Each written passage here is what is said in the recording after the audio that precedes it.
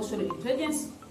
While in the previous lesson, we look on what is emotions, and also we look on the basic 8 definitions of emotion.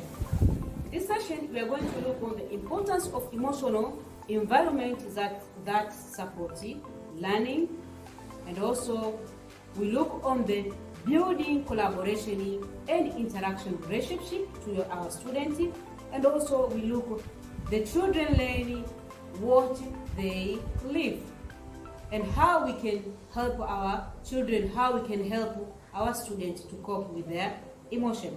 Welcome again. So, the importance of emotional environment that support learning, including building collaborative and interactive relationship that show respect. How? This can be you as a teacher, you can be able to train your students. First of all, you as an educator, you need to know and respect yourself. You need to ask this particular kind of question. How am I feel? Why am I feel this way? How is this feelings impacting my thoughts and my actions? And also, what can I do about this? Take a time, do some practices for yourself. Know and respect yourself. You try to build a collaborative and interactive learning that interactive. You are trying to building a collaborative. You are building collaborative and interactive relationship that show respect. How are you going to do this? First of all, you need to know and respect yourself. When you know and respect yourself, you have to base on these questions. How am I feeling when you are in a particular state? How am I feeling this way? And how is this feeling impacting on my thoughts and also on my actions? And what can I do about this? When you are able to know and respect yourself, you are able to build the relationship. And also, you need to know and respect others. Ask yourself the following question. How is she or he acting? What might she or he be feeling to cause him or her to act in this way? Another question, how can I help this person? And also, how should I respond and act to this person? So you need to know yourself, and also you need to know yourself and respect yourself, and also you need to know others and respect others by basing in this question. By doing so, you are practicing emotional intelligence. You are in a position of having a skill of emotional intelligence. We can train our students. You can train you as a school leader, you can train your staff. As an organization, in the organization, you can also train your fellow staff, your fellow subordinates, so that they can acquire this skill. Take an example. We are in a different WhatsApp group, but we know the purpose of that group is for educating a particular program. Take an example, our program of online training in a remote area. So you can see that other people, they are saying something which is actually not appropriate with the objective of that group. So you can see different people are overreacting to that person. So if you have this skill of emotional intelligence, you just calm down. You need to ask yourself various questions. How this person acting this way? You can even go to inbox to check with that person. It is very important to do such a thing. So let us look on the children learning what they live. For example, a children who is if children live with the hostility, they learn to fight all the time. And if children live with the jealous, they learn to feel envy all the time. But also if the children live with the tolerance, they learn to be empathy. And also if the children live with the recognition, they learn to be generosity. And also if the children live with honesty, they learn to be trustfulness. And also if the children live with the fairness, they learn justice. So this is very important. We need to train our students. Even at home, we need to train our kids. So all the time you can see the child live in a position where all the time parents are fighting.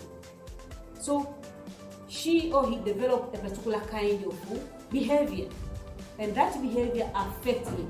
So when he or she go to school, you as a teacher, you are supposed to know why this student behave in this particular manner. And when you know that, you can look different areas to help the student, because you know sometimes this kid have emotions and have bad feelings. He has a tendency of fighting all the time. You need to know what is the hidden agenda against this child, so that you can help. After helping him, you can guide him or her in a good way. So therefore, let us take a short break, and when you come back, we are going to look on the emotion feeling wheel, which is very important to identify this particular emotion wheel. Let us take a short break. We look on the importance of emotional intelligence that support learning. And also we look on the building collaborative and interactive relationship that show respect.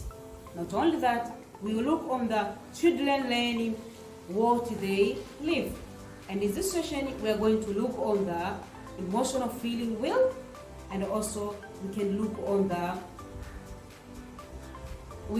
also on how we can be able to identify our own emotions, and also we can look on the 60-second modes and the way of managing stress. Emotion feeling wheel. This is a particular kind of wheel which at the center indicating the basic emotions that we have: anger, happy, fear. We have also surprise, and also we have sad and disgusting. These are three at the center have been discussed, have been put at the center. While at the outer cycle of the wheel, it also have various emotions have been characterized. And at the outer emotions at cycle of the wheel also, various emotions also have been discussed, have been analyzed. Let us take only one at the center, anger, and you can be able to know different stages, different words and terminologies are used in anger at the outer, the second and the third cycle. So the emotional feeling wheel, it have three basic cycles: the center cycle, the center cycle at the center, and then there is the second cycle and the outermost cycle of the wheel. So we take the anger at the center of the cycle. So if you're feeling anger at the center, the second cycle, you see various words have been described to explain how anger it is. When a person who is feeling anger is hurted, so it is hurt, threatened, and also hateful, mad. He or she become aggressive, frustrated. Not only that, distant himself or herself, and also always tend to be critical. At the center we have anger, but the second round of anger we see hurt, threat, hurted, mad, frustrated, distant, and also we have critical. But the outer, the third cycle, indicating also explaining different terminologies explaining about the anger. That is, the person who has the anger has the following. That is, embraced, devastated, insecure, jealousy, resentful, has a tendency of suspicious, irritated, violated, provoked, hostile, withdraw, and also has these various ways of describing the emotions in a state of anger. So when you are in a state of anger, you can be able to be in these different situations which have been analyzed in these 3 cycles. So you as an educator, you are supposed to know different words that are different states the person who is in anger can be able to show in characters and the way he or she feels. So let us look on the part of the emotional self-awareness. This is very important. The inability to not see our true feelings leave us at their mess. What does it mean? People with the greatest certainty about their feelings are better pilots of their lives and have a surer sense about how they feel about personal decision. So if you are aware with your own emotion, we are talking about emotional self-awareness. Remember that you are better pilot of your life and have a surer sense about how you feel about personal decision. Therefore, stay open to your emotion and experience all the time. You need to stay open to your emotion and experience your emotion so that you can be able to control and motivate yourself and coping with the different situations. Let us take a short break, and when we come back, we are going to look on the 60-second mode of emotional intelligence.